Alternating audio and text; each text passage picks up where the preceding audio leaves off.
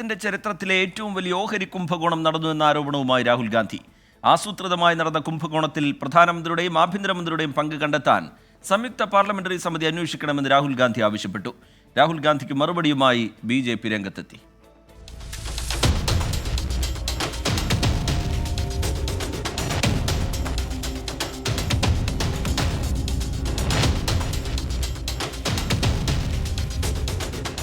Whoever has made money as the stock market rose and also as the stock market crashed. And we are interested in having a joint parliamentary committee, a JPC, to investigate the role of the Prime Minister, the role of the Home Minister, role of BJP members, and also those people who have done these fake exit polls. And finally, we want to understand who are the people, these foreign investors, who did these trades.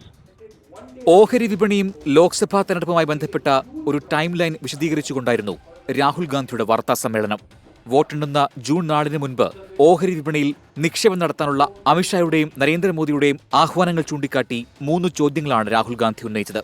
എന്തിന് ആഭ്യന്തരമന്ത്രിയും പ്രധാനമന്ത്രിയും നിക്ഷേപകർക്ക് ഉപദേശം നൽകി? വിപണിയിലെ നിക്ഷേപകരായ 5 കോടി കുടുംബങ്ങൾക്ക് നിക്ഷേപ ഉപദേശം നൽകലാണോ അവരുടെ ജോലി? വിപണിയിൽ കൃത്രിമം കാണിച്ചതിന് സെബി അന്വേഷണം നേരിടുന്ന ബിസിനസ് ഗ്രൂപ്പ് നിയന്ത്രിക്കുന്ന ചാനലിന് തന്നെ എന്തിന് 2 അഭിമുഖങ്ങളും നൽകി? BJPയും വ്യാജ എക്സിറ്റ് പോളുകാരും സംശയകരമായി എക്സിറ്റ് പോൾ ദിവസം വിപണിയിലെത്തി കോടികളുടെ നേട്ടമുണ്ടാക്കിയ വിദേശ നിക്ഷേപകരും തമ്മിലുള്ള ബന്ധമെന്ത്? NDTVക്ക് അമിത്ഷായും നരേന്ദ്രമോദിയും നൽകിയ അഭിമുഖങ്ങളിലാണ് ജനങ്ങളോട് ഓഹരി നിക്ഷേപം നടത്താൻ ആവശ്യപ്പെട്ടത്. अफवाहों के कारण ऐसा हुआ भी होगा तो 6 जून के पहले आप बाय कर लेना. 4 जून के पहले वो सूट अप करेगा. 4 जून जैसा आपने कहा, जिस दिन चुनाव का नतीजा आएगा कि यानी भारत का स्टॉक मार्केट के लिए उसके सारे जो प्रोग्रामिंग वाले सारे उनके थक जाएंगे. തുടർന്ന് വന്ന എക്സിറ്റ് പോളുകൾ BJPക്ക് വലിയ വിജയം പ്രവചിക്കുകയും ചെയ്തു. BJPയുടെ ആഭ്യന്തര ഇന്റലിജൻസ് BJPക്ക് കുറവ് സീറ്റുകൾ പ്രവചിച്ചപ്പോഴും എന്തിന് എക്സിറ്റ് പോൾ ആശ്രയിച്ച് ഓഹരി നിക്ഷേപം നടത്താൻ സാധാരണക്കാരോട് ആവശ്യപ്പെട്ടുവെന്നാണ് രാഹുൽ ഗാന്ധി ചോദിക്കുന്നത്. എക്സിറ്റ് പോളിന് ശേഷം സർവകാല റെക്കോർഡുകൾ കടന്ന് വിപണി കുതിച്ചപ്പോൾ വമ്പൻ നേട്ടമുണ്ടാക്കിയത് സംശയകരമായി വിപണിയിൽ പ്രത്യക്ഷപ്പെട്ട ചില നിക്ഷേപകരായിരുന്നുവെന്നും രാഹുൽ ഗാന്ധി പറയുന്നു.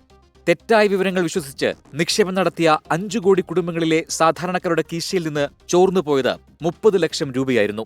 ഫലപ്രഖ്യാപന ദിവസം വിപണികൾ കൂപ്പുകുത്തിയപ്പോൾ സാധാരണക്കാരായ നിക്ഷേപകർക്കുണ്ടായ നഷ്ടവും ഗ്രാഫിന്റെ സഹായത്തോടെ രാഹുൽ ഗാന്ധി ചൂണ്ടിക്കാട്ടി. വിഷയത്തിൽ സംയുക്ത പാർലമെന്ററി സമിതി അന്വേഷണം വേണമെന്നാണ് കോൺഗ്രസ് ആവശ്യപ്പെടുന്നത്. രാഹുൽ ഗാന്ധിയുടെ ആരോപണത്തിന് മറുപടിയുമായി BJP രംഗത്തെത്തി. BJP നേടിയ 3ാം ജയത്തിൽ രാഹുൽ അസ്വസ്ഥനെന്ന് പീയൂഷ് ഗോയൽ പ്രതികരിച്ചു. लोकसभा चुनाव में विपक्ष की हार की हताशा से अभी तक शायद राहुल गांधी जी उभरे नहीं है. अब वो मार्केट के इन्वेस्टर्स को भी गुमराह करने की साजिश रच रहे हैं. Central news desk 24.